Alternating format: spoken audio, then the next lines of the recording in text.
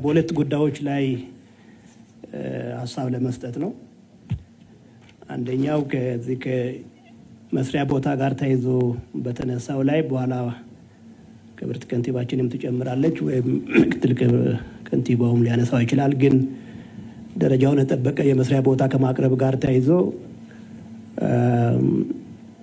አሁን ላይ የተሰሩ ያሉ ስራዎችን በተለይ አስቀድሞ የተጀመሩትን ደረጃቸውን የጠበቁ እንዲሆኑ ከማድረግ አንጻር ቀሪ ስራዎች እንዳሉም የሚያሳስብ ሀሳብ ስለተነሳ ይሄ ትክክለኛ ጉዳይ ነው።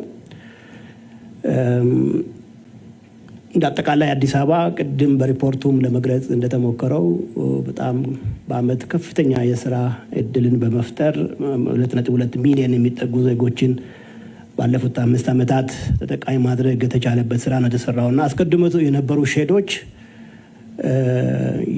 የመስሪያ ደህንነትንም ከማስጠበቅ የተሟላ መሰረተ ልማት ያላቸው ከማድረግ አንጻር ጉድለት ያላቸው መሆኑ ተለይቶ እየተሰራ ነው ያለው። ራሱንም የቻለ ተቋም ኤጀንሲ በማቋቋም ይሄ ስራ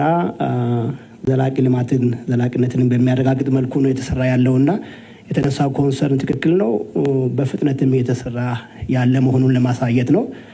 በቅርቡም ሁላችንም እንደምናውቀው ያው ከተማችን የማኑፋክቸሪንግ ዘርፍ ልማት ሊመጣ የሚችለው ከኢንተርፕራይዝ ልማት ላይ ተመስርቶ ስለሆነ ከኢንተርፕራይዝ ወደ ኢንዱስትሪ መካከለኛ ደረጃ ሲሸጋገሩ ሊጠቀሙ የሚችሉትን በከፍተኛ የከተማ ኢንቨስትመንት ከ7 ቢሊዮን ብር በላይ ተሰርቶ ተመርቆ ያው ሰሞኑን ሁላችንም አይተናል ማለት ነው።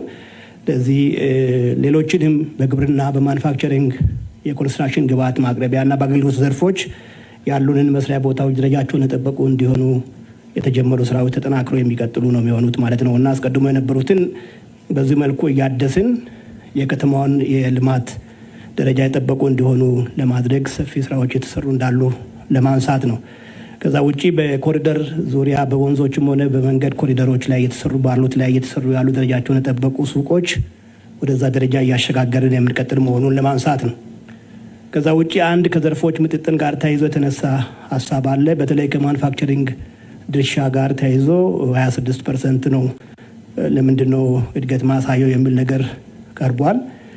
በስራ ዕድል ፈጠራ ላይ በሶስቱም ዘርፎች ለምሳሌ ግብርና፣ የከተማ ግብርና 11% የስራ ዘርፍ እንዲፈጥር ነው የሚጠበቀው። ኢንዱስትሪ 31%፣ አገልግሎት ዘርፍ በድምሩ 58% የስራ ዕድል እንዲያስገኝ ነው የሚጠበቀው እና ከዚህ አንጻር ግብርና በአሁኑ ጊዜ 9% ላይ ይገኛል። ኢንዱስትሪ 26%፣ አገልግሎት 64% የስራ ዕድል ነው እየፈጠረ ያለውና 64%ቱን አገልግሎት ከ80%ቱን አውርደን ወደ 64 ማምጣት ተቻለው ማለት ነው። በየትኛውም ሀገር ላይ የማኑፋክቸሪንግ ዘርፉን ለማሳደግ ያው ቅድምም ለማንሳት እንደሞከርኩት ከአነስተኛና ጥቃቅን ኢንተርፕራይዞች የሚነሳ ስለሆነ እሱ ላይ ያሉትን ስራዎች ለማጠናከር በቦታ አቅርቦት፣ በብድርና በገበያ ትስስር በጣም ሰፊ ስራዎች ናቸው የተሰሩ ያሉት። ምናልባትም ለሀገራችን ምሳሌ የሚሆኑ ስራዎች ናቸው የተከናወኑ ያሉት የሚል ነገር አለኝና በማኑፋክቸሪንግ ዘርፍ እድገት ላይ ቀጣይ ከፍተኛ ተስፋ የሚጣልባቸው ስራዎች አሉ የሚል ሀሳብ ነው ያለኝ። ለምሳሌ ከ26% 18% የማኑፋክቸሪንግ ዘርፍ ነው፣ 8% የኮንስትራክሽን ዘርፍ የሚሸፍን ነው። የሚጠበቀው ወደ 31% እንዲያድግ ስለሆነ ያለውን ክፍተት አሁን ባለው ምቹ እድል ራሱ የከተማ ልማት በሚፈጥረው ምቹ እድል ማሳደግ የሚቻልበት ሰፊ እድል አለ የሚል ነገር አለኝና ይህንን አማጠን ነው ልንጠቀም የምንችለው። ከዛ ውጪ ለዘመናት በአገልግሎት ዘርፍ ላይ ያሉ እድሎች ናቸው እንደ ስበት ማዕከል ሆኖ አብዛኛው ወደ ስራ እድል ሊገባ የሚፈልግ ሰው በቀላሉ በአገልግሎት ዘርፍ ላይ በተለይ በንግድና በአገልግሎት ላይ ሊሰማራ ነው የሚፈልገው። እነዚህን ግን ለሀገር ልማትም ለከተማችንም ልማት በዘላቂነት ሊጠቅም ወደሚችለው ወደ ማኑፋክቸሪንግ ዘርፍ ለማሳደግ ሁላችንም ብርቱ ጥረት ማድረግ ይገባናል። እነዚህን ከማድረግ አንጻር ያው ከተማ አስተዳደሩ ሰፊ ኢንቨስትመንቶችን እያካሄደ ይገኛል ማለት ነው። ቅድም ዶክተር ዘላለም ከገለጸው ጋርም ተያይዞ ባሉ የቲቬት ተቋማትም ጭምር እነዚህን ስራዎች ለመስራት የሚያስችሉ ናቸው። መጨረሻ ላይ ከምሩቃን ጋር ተያይዞ የተነሳው ከሚፈጠረው የስራ እድል ከተጠቃሚነት አንጻር 75%ቱን ወጣቶች ተጠቃሚ እንዲሆኑ ነው የሚጠበቀው። ሴቶች 50%፣ እንዲሁም ደግሞ ምሩቃን 15% ተጠቃሚ እንዲሆኑ ነው ታሳቢ የሚደረገውና ከዚህ ውስጥ አሁን 9%ቱን አካባቢ ነው የምሩቃን ተጠቃሚነት። ያው ይሄ እኛ ከመተው ስራ እድል ከሚፈጠረው ውስጥ 15ቱን ተመራቂዎች ይጠቀማሉ የሚል መነሻ ታሳቢ ተደርጎ የታቀደ ነው። ከዚህ ውስጥ 9ኙ ተጠቃሚ መሆን ችሏል። ጋፑን ግን ለመሙላት ከቤተሰብ ጋር እንዳጠቃላይ ከምሩቃን ጋርም በቅርበት መስራት የሚገባን ይሆናል ማለት ነው።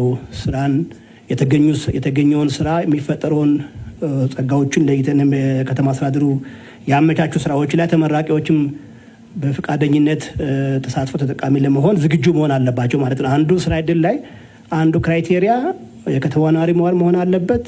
እድሜው ከ18 እስከ 60 መሆን አለበት። አንደኛው በፍላጎቱ ላይ ተመስርቶ ነው ስራ እድል ላይ ስምረት ሊኖር የሚችለውና ፍላጎት ላይ ያሉ አዝማሚያዎች አሉ ሊቀረፉ የሚገባቸው። እነዚህን አርመን ምሩቃን ላይ ተጨማሪ ተጠቃሚነታቸውን ለማረጋገጥ የምንሰራውን ስራ እያጠናከረን እንቀጥላለን የሚል ሀሳብ ለማንሳት ነው። አመሰግናለሁ።